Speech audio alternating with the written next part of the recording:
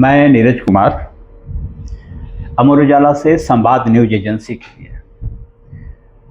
हमारे इस कार्यालय में एक मेहमान हैं, वह हैं चंडीगढ़ पेंडू विकास मंच के अध्यक्ष और मनोनीत पार्षद सत्येंद्र सिंह सिद्धू। 22 गांवों में जो किसान हैं उनका प्रतिनिधित्व करते हैं और किसानों की मांगों को लेकर संघर्षरत हैं।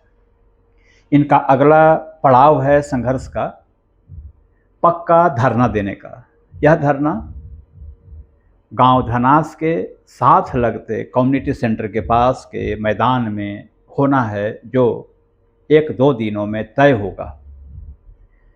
इनकी मांग क्या है हम इनसे बात करेंगे, लेकिन फिर भी जो हमें जानकारी है इनकी मांगों के लिए इसमें है कि गांव में जो लाल डोरा है उसका समाप्त होना चाहिए, जो लाल डोरा से बाहर बने मकान हैं उनका नियमित हो, पानी के उनको कनेक्शन मिले, पंजाब और हरियाणा के तर्ज पर लैंड पूलिंग हो, और जो किसानों के जो ज़मीन बची है वो लैंड पूलिंग हो पंजाब और हरियाणा के तर्ज पर। ये तमाम जो मुद्दे हैं इसको लेकर के ये संघर्ष के लिए आगे बढ़ रहे हैं। तो हम इन्हीं से बात करेंगे सत्येंद्र सिंह सिद्धू से कि ये खुद बताएं कि इनकी डिमांड क्या है, आप सरकार से क्यों लड़ना चाहते हैं। सरकार चंडीगढ़ द सिटी ब्यूटीफुल है, किसान भी यहाँ के ब्यूटीफुल हैं, अच्छे हैं। तो पहले तो बताइए कि आपकी डिमांड क्या है। सबसे पहले तो जी मैं आपका नीरज जी धन्यवाद करता हूँ अमर उजाला का। मैं अमर उजाला पे ही आ रहा हूँ और अमर उजाला का बहुत बहुत धन्यवाद, क्योंकि अमर उजाला शुरू से हमारे गांव का मुद्दा उठाता रहा है, जो खास करके लैंड पूलिंग और हमारा कलेक्टर रेट, और किसी हद तक हम इसमें आगे भी बढ़े हैं। इस करके सबसे पहले मेरा अमर उजाले के लिए सारे गाँव की तरफ से, सारे 22 गाँव हैं उनकी तरफ से अमर उजाला टीम का और अमर उजाला अखबार का बहुत बहुत शुक्रिया, जिसने हमें इस मंच पे बुलाया और हमारी समस्या को प्रशासन के सामने रखने का मौका दिया। अब नीरज जी मैं बात करूंगा कि हमारा समस्या क्या आ रही है, जो आपने पूछा कि हमने ये धरने का क्या प्लान क्या किया। सर इसमें ही मैं आगे ये बढ़ना चाहूँगा जनाब कि आज का एक शुक्रिया क्योंकि आज की टीम गवर्नर साहब और चंडीगढ़ एडमिनिस्ट्रेशन के बड़े ऑफिसर्स और छोटे ऑफिसर्स, क्योंकि गवर्नर साहब भी बहुत एक्टिव हैं और टीम भी बड़ी एक्टिव है, उनके सामने उन्होंने हम अपनी मांगों को लेकर रखा और उन्होंने सुना और लगे भी हुए, कोशिश कर रहे हैं हो, लेकिन अब तक ये हो नहीं रही। कोई हमें धरने प्रदर्शन या इसका किसी को शौक नहीं होता नीरज जी, खास करके गांव वालों को। वो तो अपना मस्त रहते, खेती करते, अपना जो भी है काम किया, ये था। लेकिन आप चंडीगढ़ की हिस्ट्री देखोगे ना जी, इनका एक इतना स्टार्टिंग से आप बड़े पुराने यहाँ पे रहे हो, विचर रहे हो गांव में भी, कि आप देखोगे चंडीगढ़ जब से बसा है, चंडीगढ़ के किसानों को सिर्फ एक आश्वासन दिया जा रहा है जब का बसा है। जब मैं पैदा भी नहीं हुआ था, जो बुजुर्गों से सुन रहा हूँ या आगे कर रहा हूँ कि भाई साहब आपको कुछ ना कुछ रिहेबिलिटेट करेंगे, लेकिन जब का चंडीगढ़ बसा है, चंडीगढ़ के जिसकी ज़मीन में बसा है, जिनकी ज़मीनों में आज की डेट में वो सबसे बड़े लूज़र हैं और रुल रहे हैं। पहले तो ये मैं बात आपको तभी मैं बैकग्राउंड में गया था कि थोड़ा बैकग्राउंड के बारे में भी बता दूं। और पहले था वो इनोसेंट थे, उनको रूल का नहीं पता था या किसी का नहीं पता था, सस्ती ज़मीनों को क्वायर करके आज ऑक्शन, करोड़ों रुपए के ऑक्शन में लगाए हुए हैं। आज भी देखोगे एक एक प्लाट की कीमत 10-10 मरले की करोड़ों में जा रही है। नहीं, आप लोग सबसे बड़ा मुद्दा आपका लाल डोरा का है, तो लाल डोरा है क्या, ये पहले तो बताइए। सर ठीक है, मैं आपके लाल डोरे पे आ जाता हूँ। मैं वहीं पे रहा था। लाल डोरे का क्या होता है जी, पहले गांव में पंचायतें थी, जो मैं उसमें ही आ रहा था, पंचायतें थी, इन्होंने ज़मीनें लेके रख ली और लोगों को क्या हुआ कि उस चीज़ से कहीं हमारे छोटे बंदे तो बेचारे, आपकी ज़मीन कौन ले लिया? सरकार चंडीगढ़ प्रशासन ने लिया। और उससे क्या हुआ जी, चंडीगढ़ प्रशासन ने इनको कोई बेनिफिट नहीं दिया। लोगों को क्या हुआ कि फैमिलीज बढ़ती गई, और महंगाई होती गई। अब 4 भाई हैं, 4 भाई, लाल डोरा एक रेखा होती है जी, जहाँ पे पुरानी अंग्रेज़ों के टाइम की एक फ़िक्स किया हुआ है दायरा, जिसमें बिजली, पानी आप रह सकते हो या अपना कारोबार कर सकते हो। लेकिन समय चलता गया, स्पीड चलती गई समय की, 4 भाई थे वो अलग हो गए, हमारे भाई बाहर से आए, यहाँ बस गए, नौकरी की तलाश में आए, सेट हो गए, उनके बच्चे, पहले तो वो भी गाँव में रहते थे, ऐसे नहीं है कि वो बाहर रहते थे, वो गाँव में रहते थे। अब उनके 2 बच्चे हो गए, वो बच्चों को मकान के लिए अब इतनी महँगाई हो गई, उन्होंने गाँव से बाहर एग्रीकल्चर लैंड खरीद ली, तकरीबन 80-90% लोगों ने, और वहाँ पे एक सारी उम्र का आशियाना उन्होंने कमाई करके डाल लिया। और जब आशियाने में उनको ये क्या बोलते हैं, बिजली के कनेक्शन मिल गए, लेकिन धीरे धीरे धीरे, जैसे लाल डोरे गांव में 2 एकड़ थे तो बाहर 200 एकड़ हो गए जहां कंस्ट्रक्शन होगी। अब चंडीगढ़ प्रशासन ने क्या किया, ना तो कोई पॉलिसी थी इनकी स्टार शुरू के लिए कि इनके लिए एक पॉलिसी प्रॉपर बना दें और वहाँ पे आबाद करें, और वो पॉलिसी ऐसी ना होने की वजह से वहाँ पे इन्होंने जब घर डाले, और 200 एकड़ की बात कर रहा हूँ मैं, अंदाजा कर रहा हूँ, एक गांव जितना गांव है उससे 4 गुना गांव बाहर बस गया। हाँ, जैसे मैं देख रहा हूँ दड़बा, एक उदाहरण लीजिए, जी दड़बा। जी जी जी। दड़बा का लाल डोरा के अंदर तो बहुत गिने चुने लोग ही होंगे, बाकी तो सारी आबादी बाहर है। आपका सारंगपुर का भी करीब करीब वही स्थिति है। बिल्कुल सर, यही। आप देख लीजिए, मैंने जितने भी गाँवों को मैं देख रहा हूँ, जी जी बुड़ैल को छोड़कर लगता है, बुड़ैल केवल एक फिरनी के अंदर है जी गाँव जी बुड़ैल, जी जी बहुत बड़ा गाँव। जी। उसके बाद जितने भी गाँव हैं उसके लाल डोरा से बाहर ही बने हुए मकान हैं। सर मैंने आपको स्टार्टिंग में ही कहा, मैं वहीं पे आया था क्योंकि मैं थोड़ी हिस्ट्री बता रहा था आपको। अब जितना बड़ा गांव, उससे 4 गुना तो मैं कम से कम कह रहा हूँ, उससे 10 गुना आबादी बाहर है। अब वहाँ पे ना तो पानी का कनेक्शन की सुविधा है, ना गवर्नमेंट ने कोई पॉलिसी की कि भाई साहब आप ऐसे है, ऐसे रहेंगे, ऐसे, क्योंकि पहले थी पंचायतें, चलता गया सिलसिला, चलता गया। और आज का टाइम, जो आज का टाइम है, अब 2018 में सारी पंचायतें टूट गई, कुछ पहले टूटी, कुछ बाद में।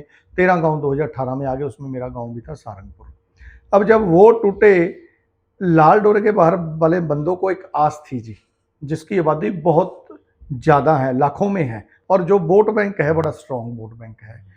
अब उनको ये आस थी कि भाई साहब हमारा अब पंचायतें टूट गई है, और वादे भी किए गए जी, बड़े बड़े वादे भी किए गए कि आपको जीवन स्तर अच्छा होगा, सड़कें, बिजली, पानी सब मिलेगा, फिरनी मिलेगी, ये मिलेगी। लेकिन जब पंचायतें टूटी और गांव कारपोरेशन में भी आ गए, और एग्रीकल्चर लैंड भी कारपोरेशन में आ गई, बाकायदा नोटिफिकेशन होगी, और इन्होंने एक सांस ली कि भाई साहब हमारा भगवान ने सुन ली है, और हम भी आशियाना बना सकते हैं, गरीब बंदा बना सकता है।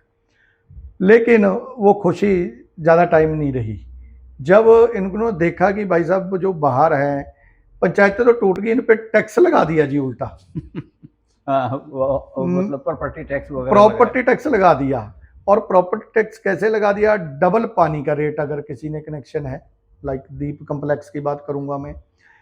अब इनको, हमें फायदा तो क्या देना था गांव वाले, मैं उनको भी गांव वाला ही गिन रहा हूँ जी, जो बाहर रह रहे हैं, क्योंकि वो हमारे भाई हैं, बहनें हैं, हमारे बीच से हैं।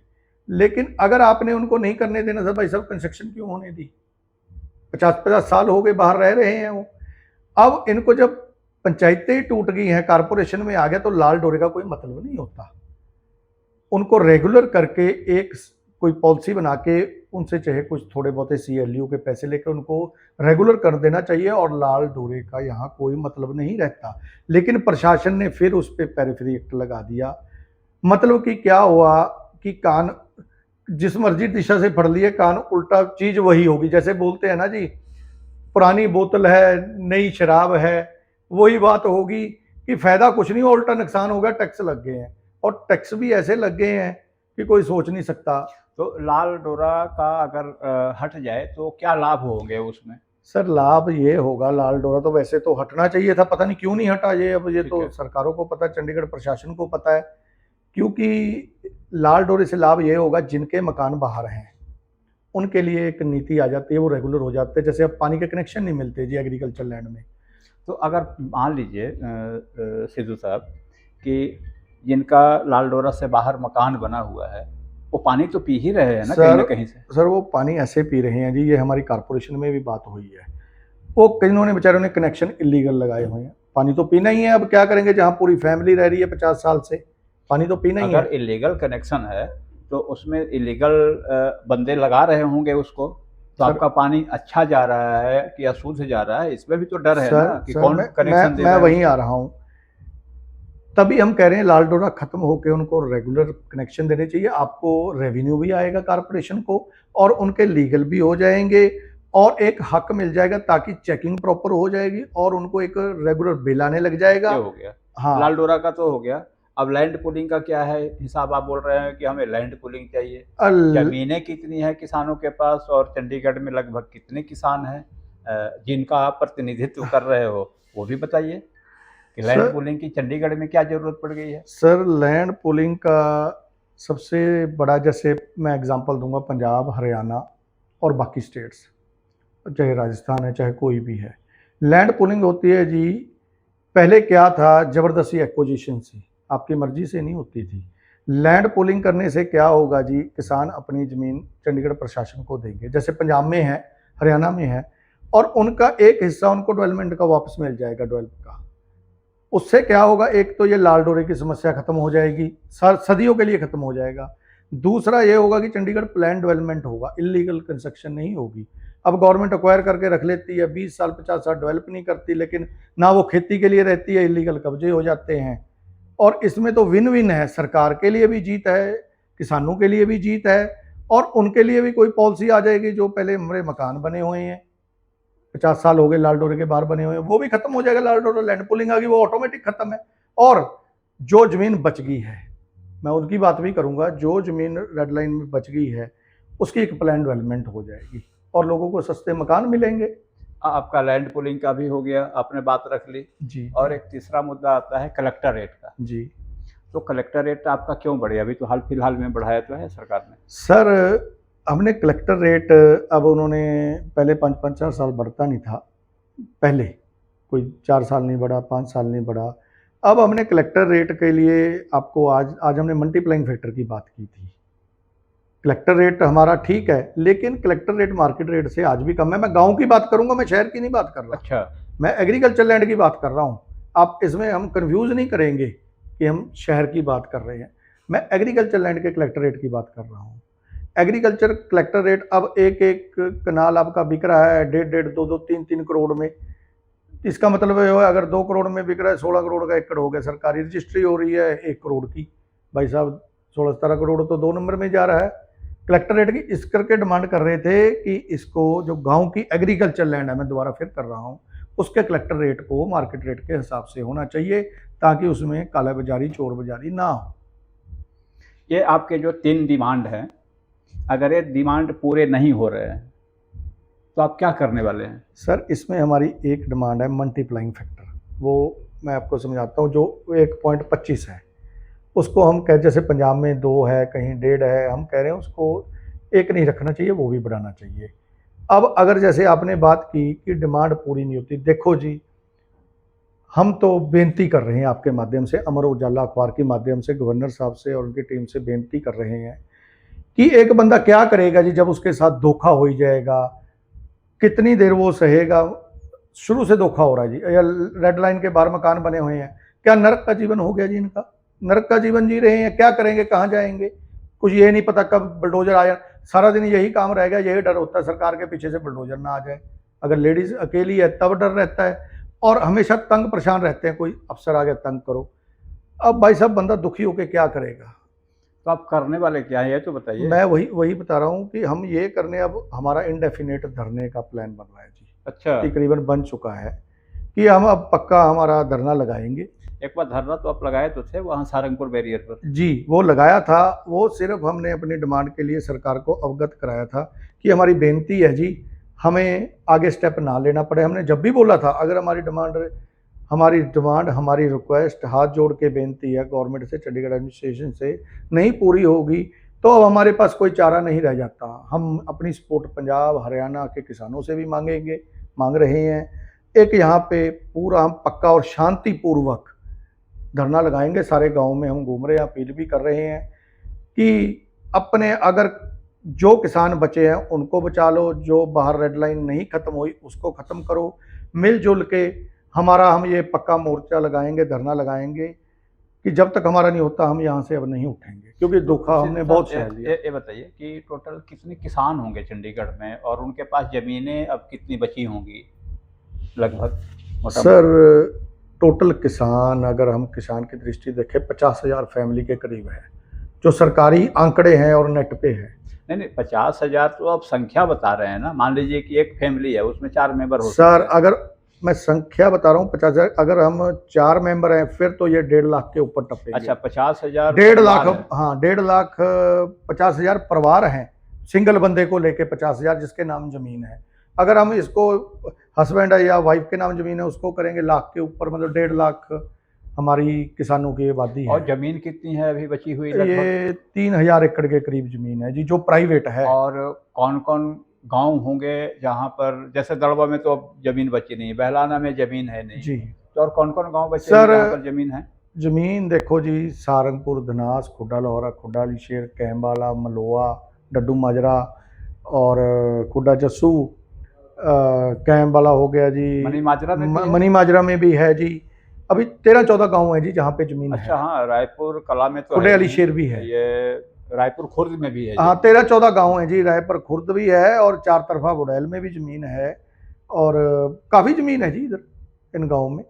तो आप लोग पूरा मन बना लिया है पक्का धरना देने का? ये धरना कब तक चलेगा इसकी भी कोई गारंटी सर नहीं है। जब तक हमारी डिमांड नहीं पूरी होगी हम जब तक धरना ये बनाएंगे। सरकार तो बहुत जिद करती है, पिछले समय में हमने देखा है किसानों के लिए, तो आप कितना टिकेंगे इनके सामने? सर देखो टिके, वैसे भी हम मरे हुए हैं, वैसे कौन सा जिंदा है? ये लाल लकीर के बार वालों का नरक का जीवन है, हमारा नरक का जीवन है। क्या करें, मिनटे चिट्ठियाँ, मेरा ख्याल 1000 चिट्ठी हमने लिख ली है, 1000 हमारे बुजुर्ग लिखते आ रहे हैं।